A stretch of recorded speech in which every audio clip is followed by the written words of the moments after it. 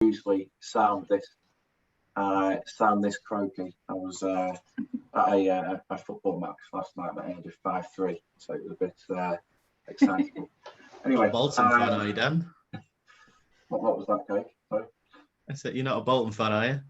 No, I was in Right. the home end, so that's why it was quite a good evening, but a late one. Anyway, so I think this sort of was born out of. I got in touch and got recommended to speak to Tom about talent partner events, as I was looking to get more entwined with the sort of talent partner community, to look at what events there is, to host potentially in the long term, now in the short term, to look at just all good things of what's going on and what I should be aware of, essentially. And as those conversations developed, it was quite apparent that there was also quite of people in the same and similar boat as me who have moved from agency to the internal talent partner role within the last sort of 12 months in the pandemic. So a similar sort of time frame to me. So essentially a similar boat to me as well. So I'm sure we've all moved for our own individual reasons, but I think it's been quite indicative that there's been quite a rise in opportunity for the talent partner. It's definitely something that has gained more respect and value for organisations, certainly for the time that I've been doing recruitment. I think just moving on to the next slide, the sort of title of this one, the representation of change. Just to sort of visualise what that change looks like. I actually saw a quote today, it's quite fitting, from the head of talent at Canberra, that she's found that the recruiter job is actually more in demand than software engineers, which I found quite incredible. So we're quite an in-demand species at the moment. But yeah, just wanted to see what sort of your ideas have been about how recruitment has changed for you over the past couple of years, or longer that you've been doing it for, in particular in the last 2 years, and the reason why maybe you went into internal partners. The sort of tagline that if you went into internal recruitment when I first started was like, you're a failed recruiter.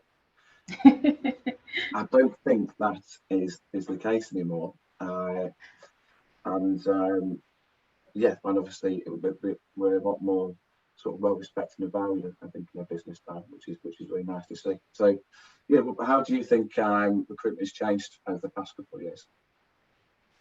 I think, sorry Dan, just to kind of jump in there, I think like you say, we have all heard the same thing, with failed recruiters, the going got a bit tough in the pandemic and off we go kind of thing. And it's, it's certainly, I kind of went into talent acquisition and was told, this is going to be really easy, you're going to let go of the BD stuff, it's going to be, a breeze kind of thing. And obviously the reality is so much different.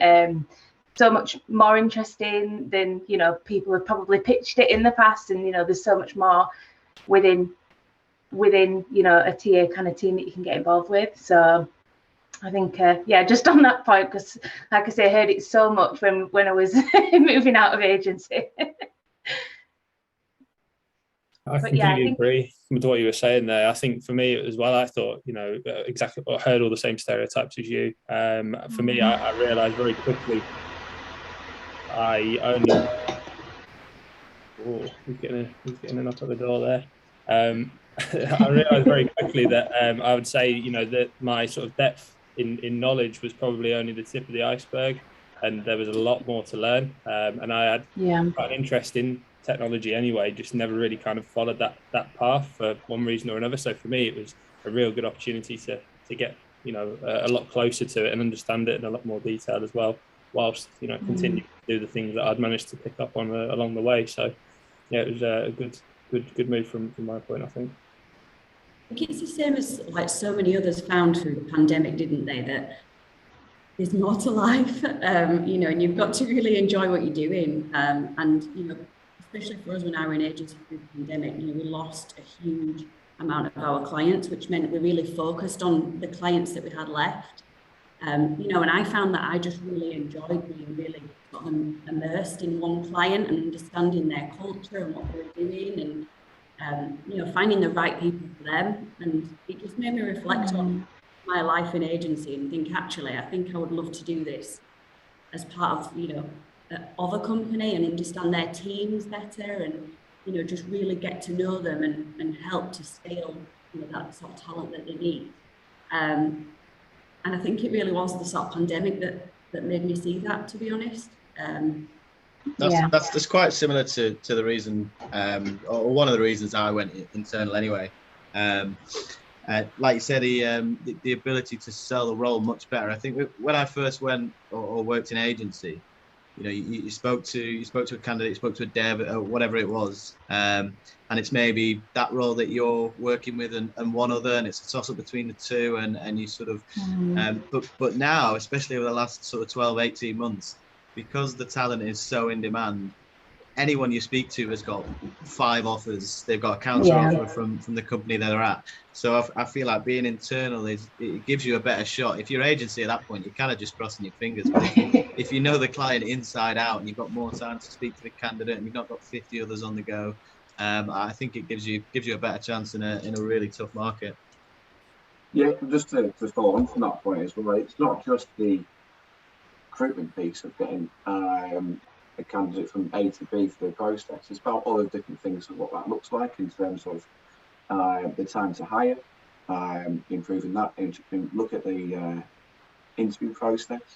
When I first joined the data shed, we had a take-home tech test, and it didn't take too long to sort of think about where a high drop-off rate was in our group process. If you get someone to do a take-home tech test, then yes, they might do it, they might do a fantastic job.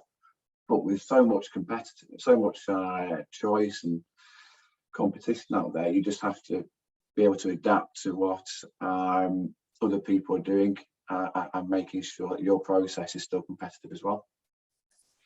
Yeah, I think exactly the same as you, Dan. I think for us, well, for me, I used to absolutely pull my hair out with some company's process when I was part of an agency, and it used to drive me up the wall because you can't influence it in the same way that you can internally. And yeah, sometimes you'd be, you know, explaining that, you know, you lose good candidates for X, Y, and Z reasons, but quite often, you know, the process was one of the main ones that was kind of, you know, slowing things down, or, you know, like you say, the market moves so quick that you just lose people so frequently.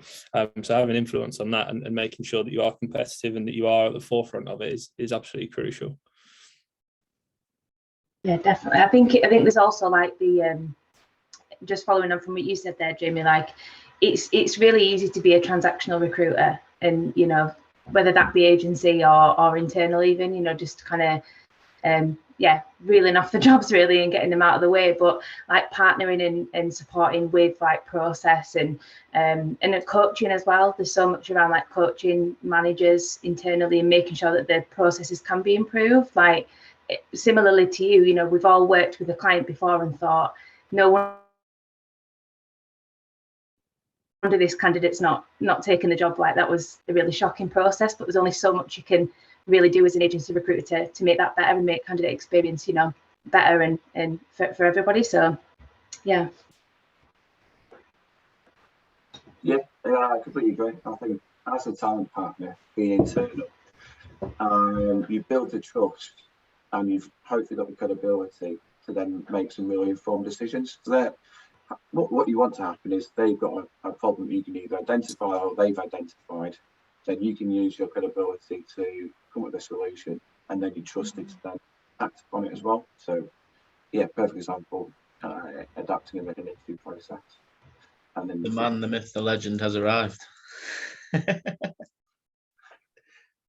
Talked about you, Ian.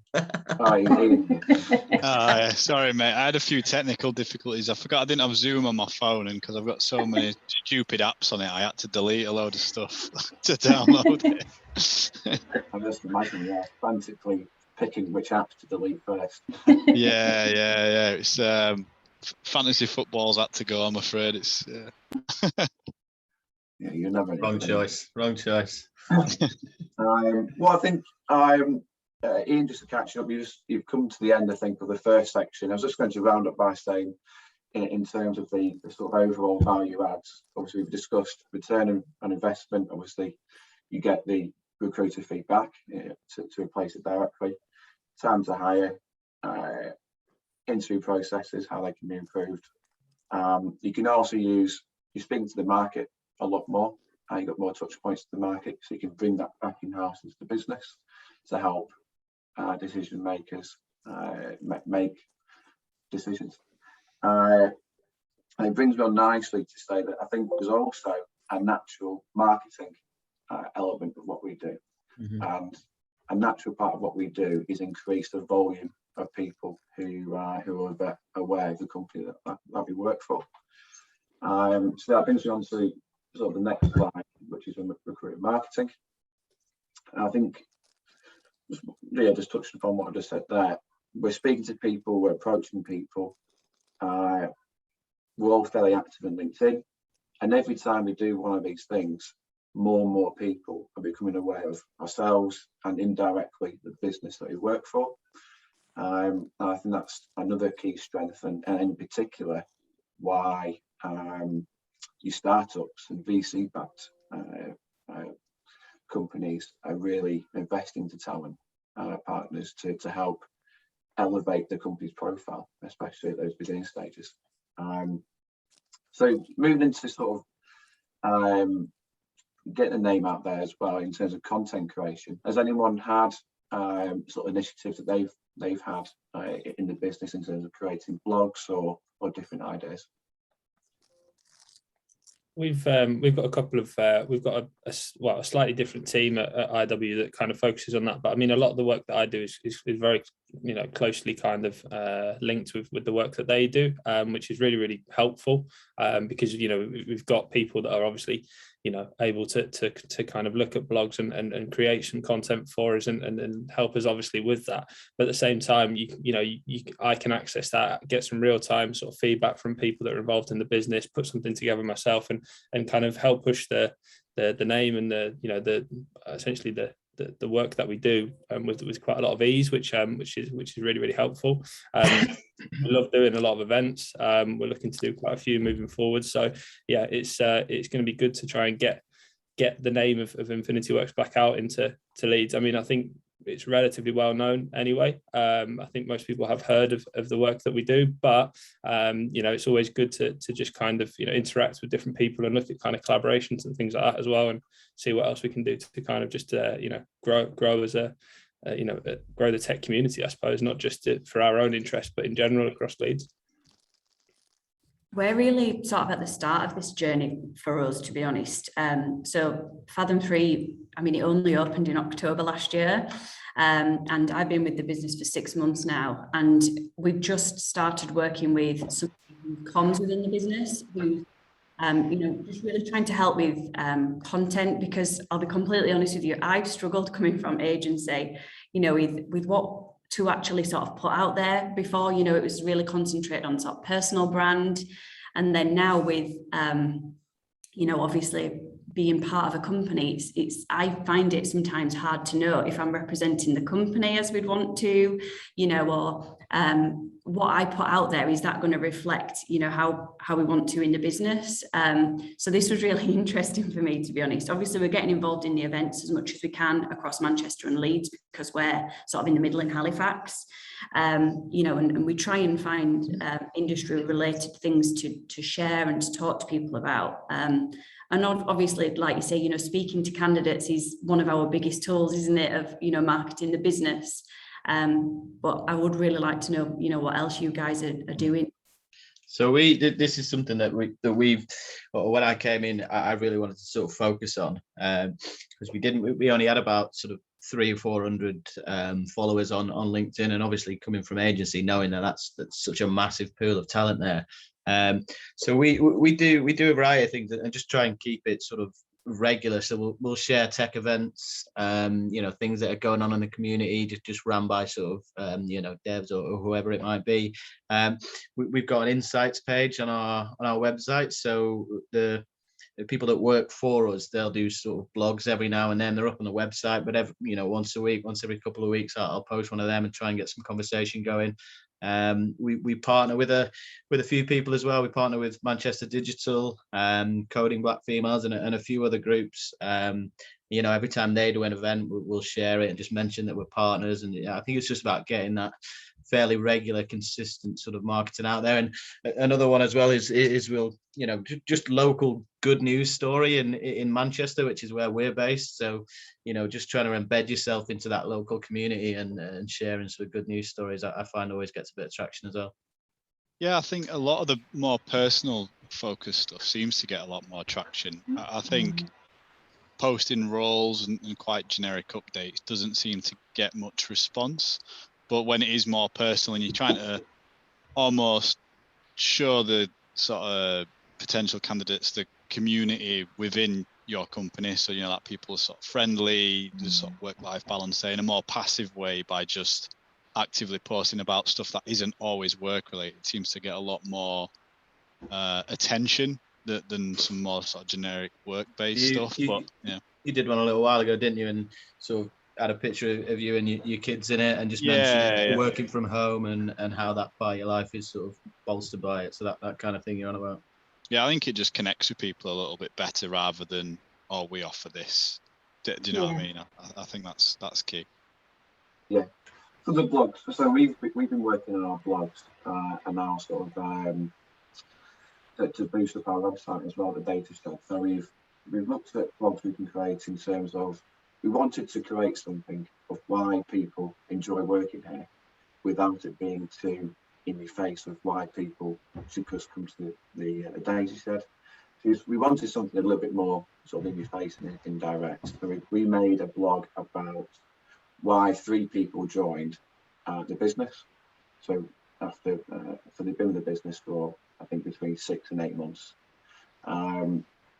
Outside of sort of speaking to people in the business, what we've also done is look at, in terms of job titles and roles, we've looked at how a certain tech lead solved a problem, and we've posted that out there.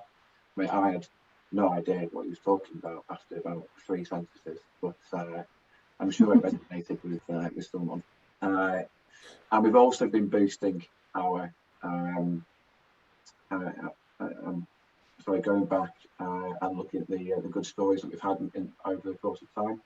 So we've been a consultancy, we've worked for a number of clients, delivered a number of projects. We just haven't sort of articulated that in the best way. So that's something we've been looking to do.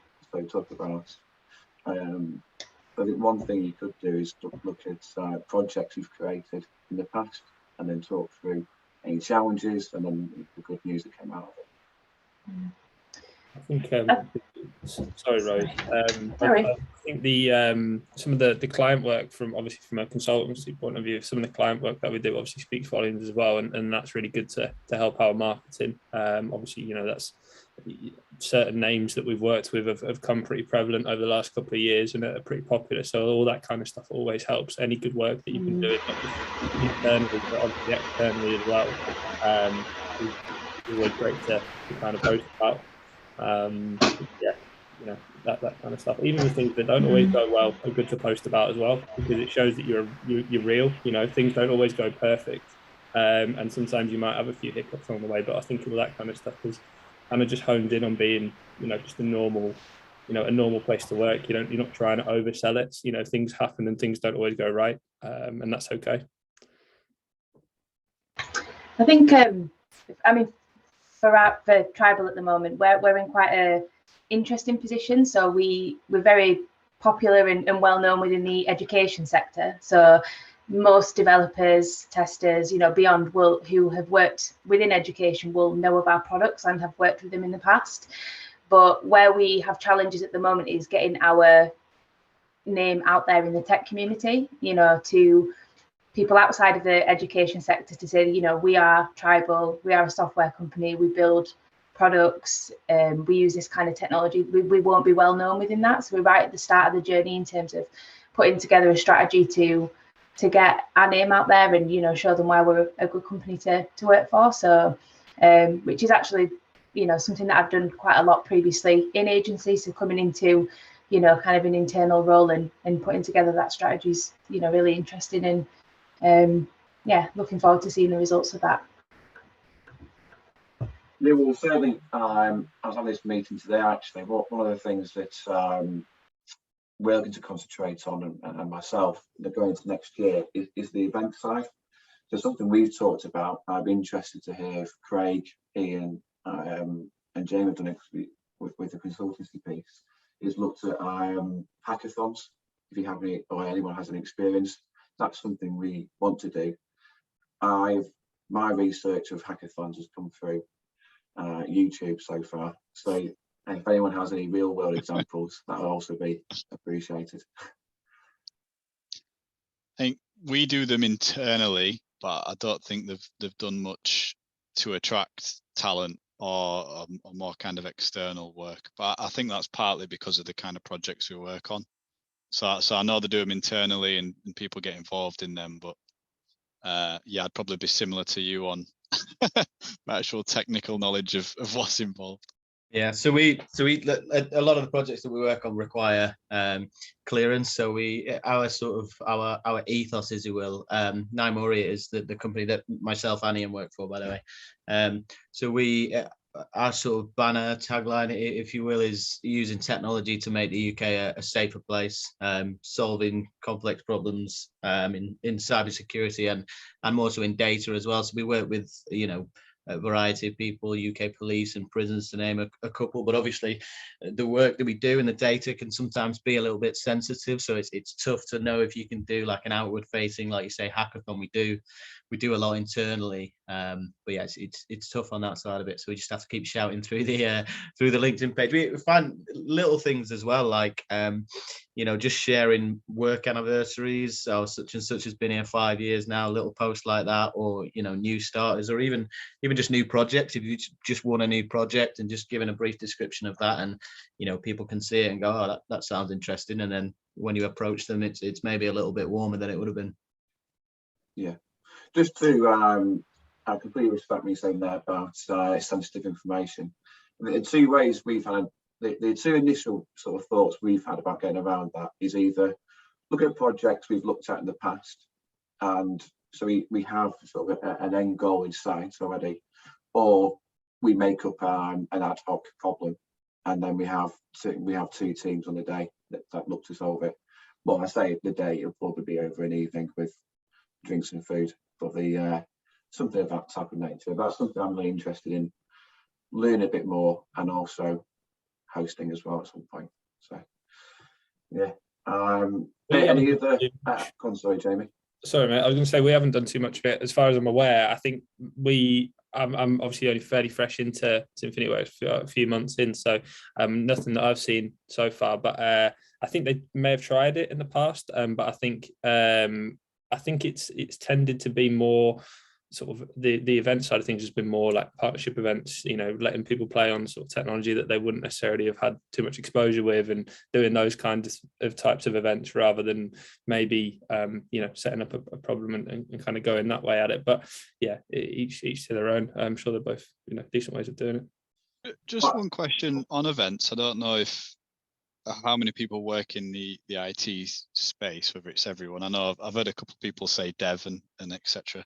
The demographic you get for events strikes me is a lot of more junior candidates, so a lot of recent graduates and graduates who are trying to kind of get into the space. Has anyone else sort of found that, or feel that's the case as well, or do you feel that you can attract more experienced candidates with events and sort of hackathons and things like that? I think events are great for both. I would say, but obviously I agree kind of from the hackathon point of view, we're in the process of setting one up for the near future, and that will be aimed at students. I think it'd be difficult to get experienced engineers in to do that. And from my opinion, obviously, I've been to a few in the past as an agency recruiter, not to hack anything, but more from a client development point of view. But yeah, you often find that it generally is people that are, getting into technology and just starting their careers. I don't know if anyone else has seen different.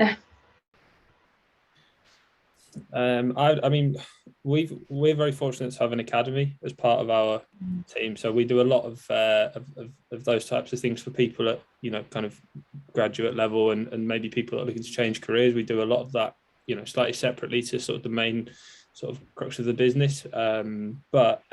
Yeah, I think it comes back to what you're actually putting on. So I think the kind of demographic that you can bring in depends on, I suppose, what you're kind of what the event is all about. I suppose if you're looking at kind of brand new technology that people haven't had a chance to get hold of, it can really be quite varied. But I suppose it all depends on sort of levels and stuff as well. But yeah, it's slightly different for the way we work, but I suppose there's lots of different ways that you can do it. Quite a lot as well, though, hasn't it? Because I remember coming to Infinity Works events that they held in Manchester, and would have a real sort of range of devs there, senior right through to junior, and they were really sort of full events. But I just think the pandemic just seems to have changed it so much, whether it's that we're just not back to actually attending events face to face properly yet. I'm not really sure, but it just seems to have changed things. I think part of the problem, though, is back to this thing from the pandemic point of view, because people can work from home and they can work for somebody anywhere. All right. So to give you an example, in Christmas, we went out for a senior DevOps engineer role. And the salary banding at the time was probably about 66 grand. 5 months ago, I got a recruitment agency, again, just out of the blue, said they've got this candidate, matched exactly the same skill set of what we looked at the beginning of the year. The salary expectations were 125 grand. So we've now got the experienced people know they're experienced. They know they've got the skill set. They know they can do what they do, and pretty much they can demand the money that they want to demand to a certain degree. And they don't need to go to an event because they know that there's jobs out there. They know that there's companies that would pay that, and they know that there's agencies that will kind of speculatively just send the CVs out, and they're not necessarily looking for a job. They just test the market. Now, going back to the point you were chatting about earlier about kind of having a realization about what they want to do in life, I think there's 3 types of people now post-pandemic. I think you've got the people who have looked at themselves and gone, do you know what? I don't really want to do this anymore. I want to go and drive a tractor on the beach type of thing. I want to change your lifestyle. I mean, me personally, I've always had a new car, and I don't know whether anybody on here has heard me say this before. I bought a new car last year. I joined Inflow last year, and literally it's being used once a week to go around to my mum and dad's, who live 1.2 miles away. So I'm spending 38 grand on a new car. It's not getting used, so I've got rid of it, and I've put an old car back on the road that I've had for 25 years, and it's just as good. So there's that type of person. Then there's the type of person who won't move, because if we go back into lockdown and the kind of job retention scheme comes back in and the rules around that apply, they might not qualify for any money, so they might get stuffed if they move a job. And then let's say you've got these people who go, they know they've got the skills and they demand pretty much the salary that goes with it, and it's causing a bit of a block, because we've got those 3 things that we don't particularly want to go anywhere. And when it comes to events, it's much harder to organise something when you're not going to attract the people that potentially you're looking for. I mean, there's no good me going to an event, spending £400 on an event for a software company to then stand next to a building firm, because I'm not going to get that traffic. There's no way I'm going to get that kind of skill set. I might as well do the online stuff and do the LinkedIn stuff, and that way I'm probably going to get noticed more, and I'm not going to spend as much money. because that's the other thing from our point of view.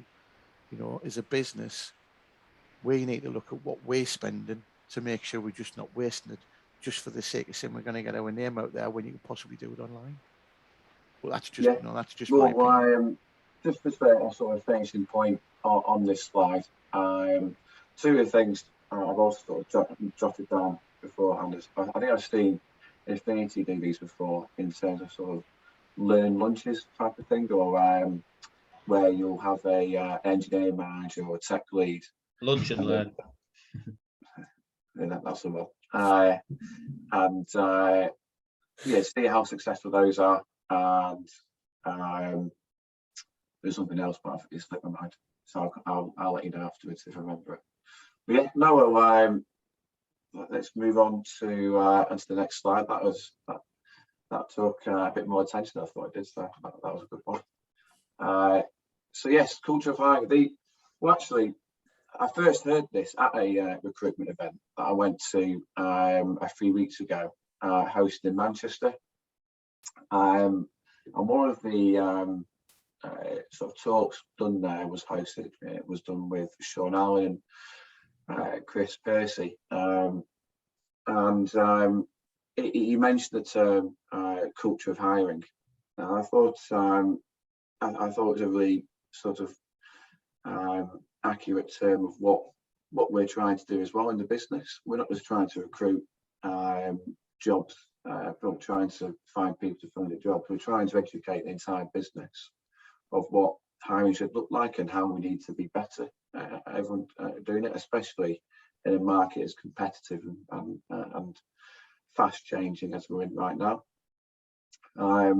So I was really intrigued to see, especially from our point of view, as we're still quite new into the position and in the talent partner role, in terms of how you've more interestingly overcome any barriers in terms of stakeholders who particularly didn't seem to sort of get the recruitment or the pace of what recruitment need to be at, or any barriers in terms of overcoming a recruiting process change.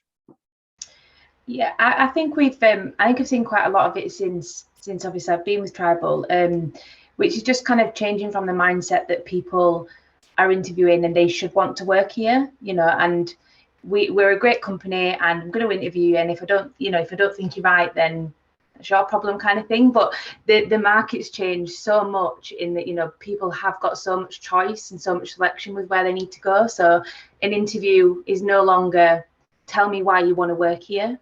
It's I'm going to tell you why you should work here. It's very much changed, and trying to instill that kind of mindset to recruitment managers, people who've been in charge of recruitment since, Tribal are great in terms of they've got people who've been with the business for years and years and years, and trying to get that through and get them to understand that things have changed and it's a very different process now. Has been quite interesting, but yeah, definitely getting there. So that's been probably the biggest change, I think, for our recruitment culture, really, culture hiring.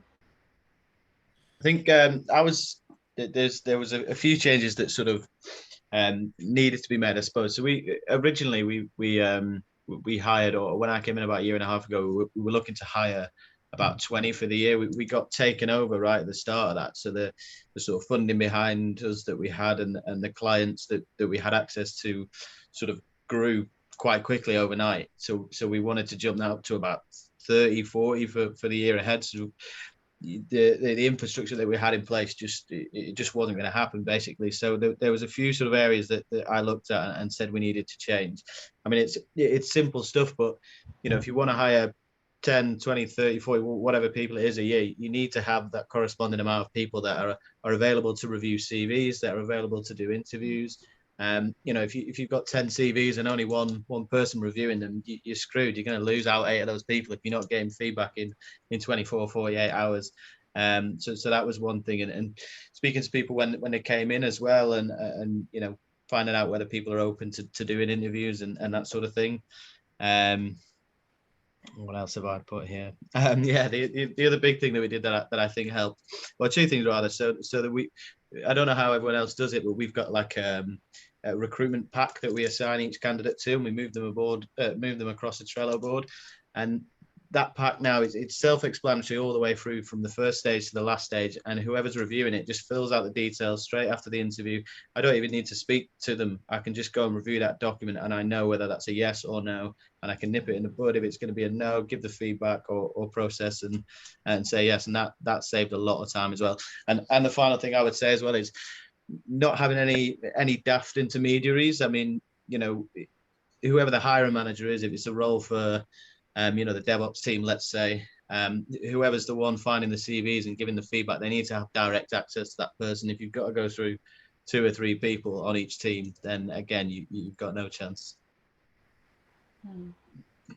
We're very fortunate in the fact that we, so the way I guess it kind of works from us, from similar sort of perspective for yours, Craig, is that so we've essentially got kind of like decision makers as part of our kind of interview process. Got loads of people that are able to just, you know, because it's kind of quite everybody's got pretty much the same sort of skill set and background, and that's just the way it is for the work that we do, and so we can really pull in quite a few different people and get the same result. But ultimately, I can go pretty much straight to the senior leadership at any moment and kind of, you know, discuss individual candidates with them straight away. So it kind of avoids that process of, you know, having to wait for, you know, people to approve it, or, you know, you can just have we've got a feedback sheet essentially similar to what you mentioned before, and I can go straight onto that as soon as the interview's over, get it filled out and see where we're at and see whether we're, you know, whether we're going to progress or not. So it's really helpful to just have that connection, being a small to medium, well, I guess, yeah, small to medium sized business, and having, you know, the ability to stay connected with the team around you is really helpful. Something that you definitely didn't have with agency. You know, you might have a good link with 1 or 2 people within the business, but the ability to go and you know, discuss in detail why, or, you know, what their thoughts are around the interviewer and you know, everything that's gone along with that, it just never really happened. So yeah, to be able to just discuss people openly with the senior board and get it signed off ASAP just shortens that time down. You ever have those clients back in agency? Perhaps it was a new client, they weren't quite embedded yet, and the hiring manager's off for a week out of the blue, and you're waiting for a response, just tearing your hair out in the office. Yeah, and then they always get the one where they come back and then they go, oh yeah, it's half term this week, and you're like, surely I'm sure it was half term last week.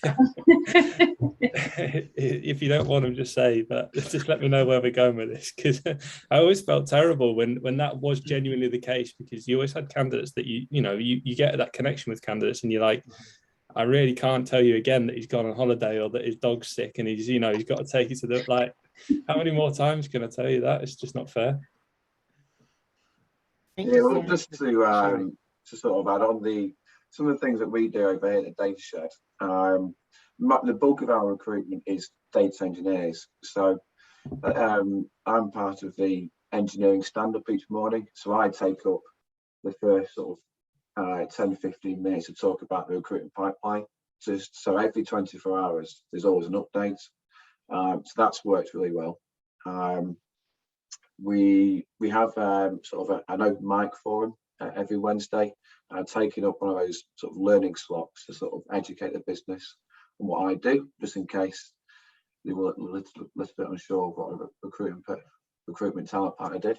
And I think one of the things that I really did want to sort of share as well in terms of a culture of hiring, given the nature of the recruitment market, and the difficulty of finding skilled workers, not every candidate is going to match the brief. So I think part of our job is to educate the hiring managers to find the best solution to what you're looking for.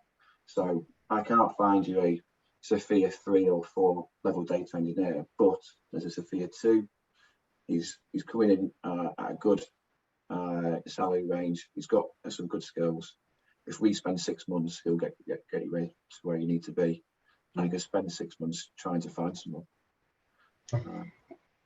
Have any of you had, just a quick question, around obviously remote working, and do you have kind of certain teams that focus, that still want to be really office based, and then other areas that are fully remote? Like, that's something that we've tried to that we're working on, you know, trying to instill within the business, that having a software engineer, for example, who works in Hull is, you know, and is going to be in the office 5 days in Hull is probably not going to happen anymore. You know, there's so much more flexibility, and if it's a choice between that or working remotely somewhere else, you know, the remote option more than likely is going to be the one they choose. So that's been quite an interesting challenge, I guess. Yeah, I think that's the minimum now, isn't it? That there's going to be remote options. That's how a lot of people see it. I know I've spoke with businesses where they're putting people back in office, and it's not very hard to get them to consider moving because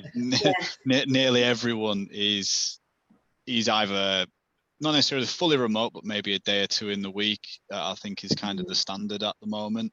And without that, it's going to be difficult to hire. It's going to be difficult to retain people as well, which obviously is an issue. And I think ultimately, even if you go through a full process and they really like you, and somewhere else is offering full remote, it's going to be difficult. It's going to be very difficult. Trying to like sell the advantages and things like that around, you know, remote working. We are a remote first organisation. Like all of our delivery is done digitally now. You know, everything's remote, but just trying to instill that for every manager is quite interesting. It's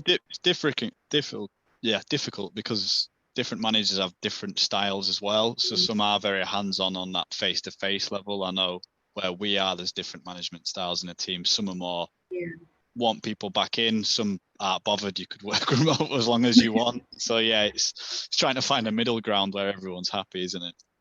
It's quite interesting. We were in a meeting last week, and we want to get a company line as to what is our, you know, flexible working policy, and trying to have it as, you know, one continuous policy is quite difficult.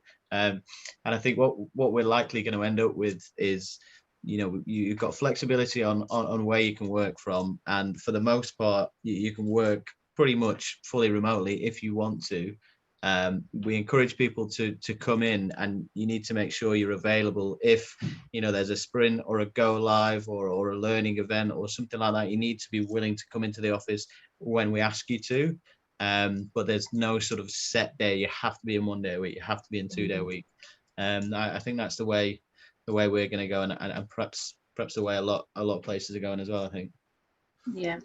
Well, just to finish up on this point, just conscious of time. I think it's especially with the remote working aspect, that's a very real example of how a talent partner can be used to help influence business decisions. We can go out there to market and really do some really very real market knowledge, so some primary research on what competitors are doing and just general businesses in the local area. I think we can all agree, like Ian, if you find out a business is making their employees come in 5 days a week, mate, it's like a red flag to a bull, isn't it? We're just going to approach. No comment. So yes, well, some great thoughts. Thank you there. And then finally to the last slide. I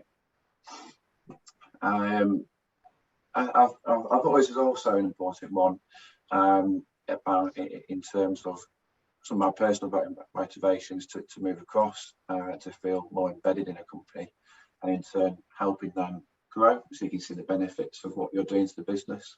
We've mentioned return on investment and how that money can be used potentially elsewhere.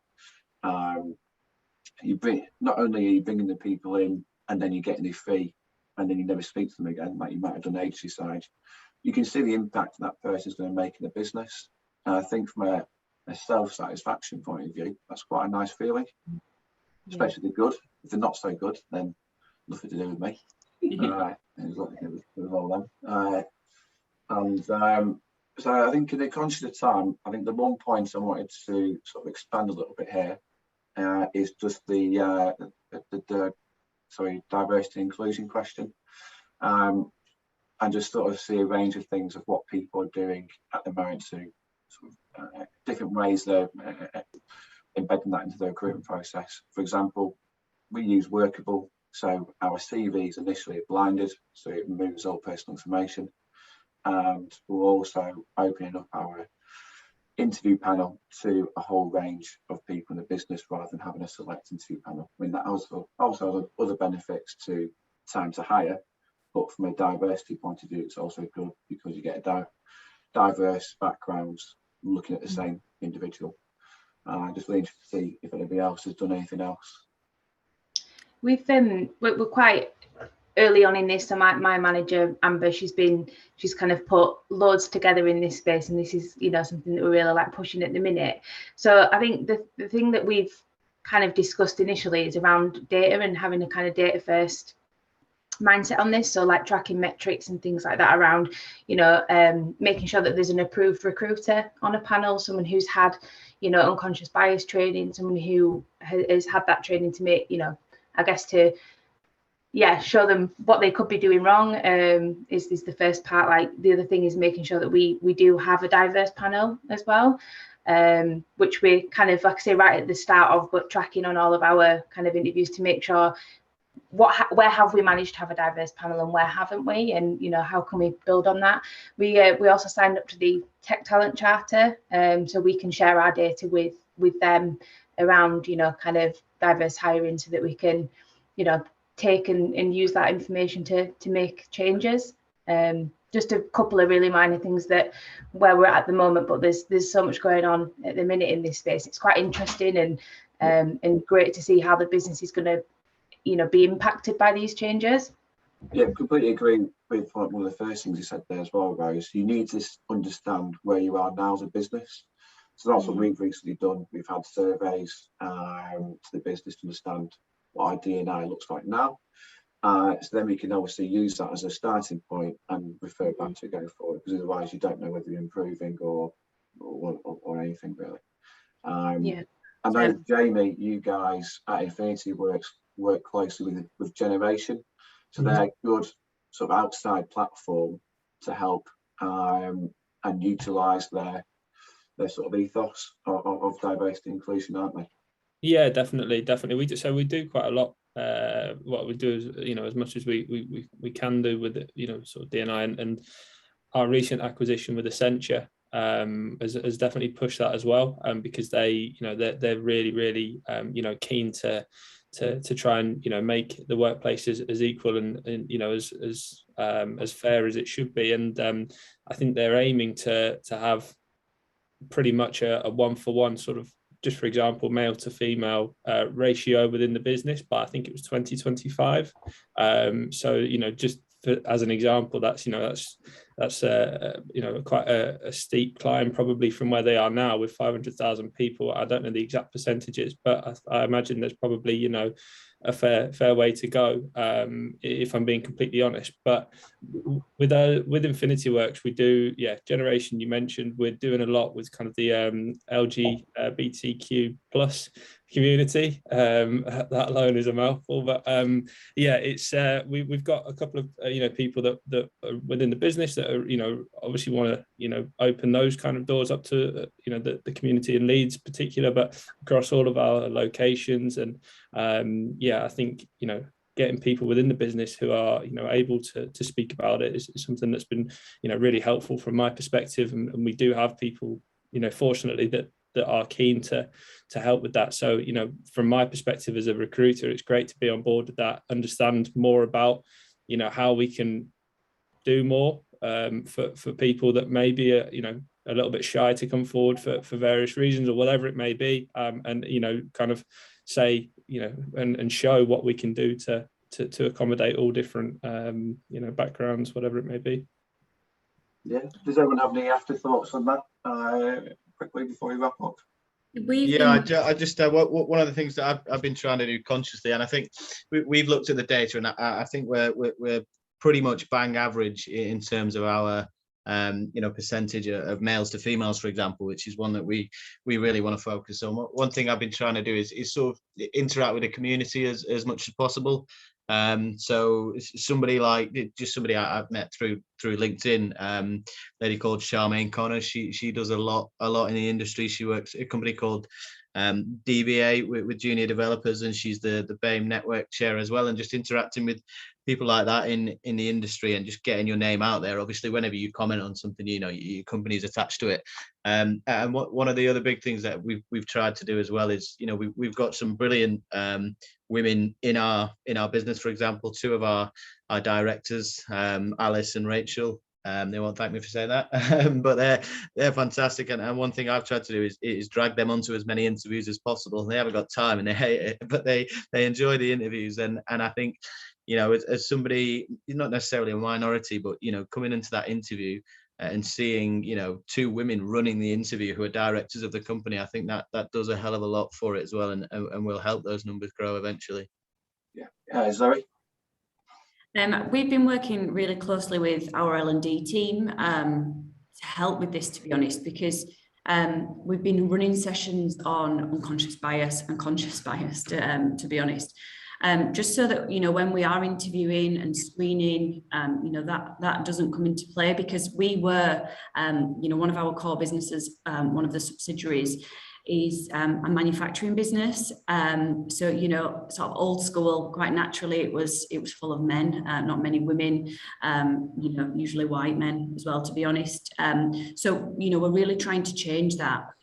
And we decided to start with, you know, basically asking L&D to roll this out across our hiring managers and across any manager within the business, to be honest, but to then feed that down to their teams as well. Had some really good feedback so far, so hopefully, you know, we'll just build on that for the future. Perfect. Well, I think that is a nice way to round it all off. So thank you everyone for contributing there. Some great pieces of information that you've all shared. Tom, if you're still there in the wilderness, you know, if you want to come back and I'm still here. Yeah, I'm still here. I've just been keeping quiet. I've been dying to sort of contribute, but I've been really conscious it's obviously an event for you guys, really. So I am really passionate about what I do, but I thought I'd leave it to you, really. But yeah, thank you to everyone who's contributed. Really, it's been really interesting to hear it from everyone's perspective. I think it seems like you've all got a lot of really good initiatives going on as well, and I think it's great to see that you can all help each other as well. I get that, you know, feeling that, I don't know whether you've all worked together before or whether you just know each other from sort of working in talent acquisition, but it's great that you're all, you know, there for each other to help each other. We're not all competitors, we're all working for the same thing, aren't we, really? So lovely people. That's what it is. Yeah. And that. I've not always heard that being spoke about when it comes to recruiters, but yeah, there is some of that are nice, isn't there? Then your opinion changes. Yeah. But no, it's been great, and I think obviously I can't speak for everyone, but I know that maybe some people it's the first time that they've maybe done an event or whatever. So I think from my perspective, we are keen to do these events again in person. You know, I think it's been great that we've been able to do events online, but I think it is always with the idea that eventually it'll be in person again. So, you know, you'd be all more than welcome to either be attendees or speakers at any events that we do in the future. So if it's something you'd like to do again, then just let me know, run, and I'll run some dates that we have available. And yeah, it'd be great to have something in person, I think. Obviously, let me know if anyone else in your network's up for it as well. Absolutely, thank you very much. So really just sort of an afterthought of a recruitment type question, I suppose, to sort of bring it back into that. I've done some sort of initial searching and researching and X-ray searching into Google. If anyone's looked into that, it'd be really interesting to sort of share some thoughts and knowledge on that offline at a good point, because it's something that's it's really useful, very complex at the same time. Yeah. So, it'll be good to get to grips with that a little bit better. Potentially even maybe a topic. I'm not sure, but but just go back to Tom. Sorry. Really keen to hopefully meet in person. Put some money behind the bar. I'm sure we'll all be there. Yeah. To be fair, I was going to say it's a good gig, really. To be fair, we get plenty of pizzas. plenty of drinks. So yeah, you'd be silly not to really. You do get the odd people that have nothing to do with the event. They just turn up because we do get, to be fair, we have, you know, a hit list of people that turn up. We have to sort of, you know, turn them away, but it's going to happen if there's free drinks and free beer, so, and free pizza. So but I think what you're talking about there, things like, you know, really sort of niche stuff like X-ray search, and I think you know, that could be the sort of the platform for an event. You know, it could be a niche talk on a certain area. I think the way that I see it from a recruitment perspective is that as agency recruiter myself, and then obviously you doing your job internally, I think if we all do our job to the best of our ability, then, you know, that's the best thing really. And then the candidates can work for the job that's the most appropriate for them. So I think it's about raising all of our standards rather than withholding information. And I found out this about X-ray searching, so I'm going to keep that to myself. I think if we all share best practice with each other, I think that's the best way to do it really. And it gives the candidates the choice really to go for the best, the most appropriate job. Absolutely. Well, thank you so much for coming along.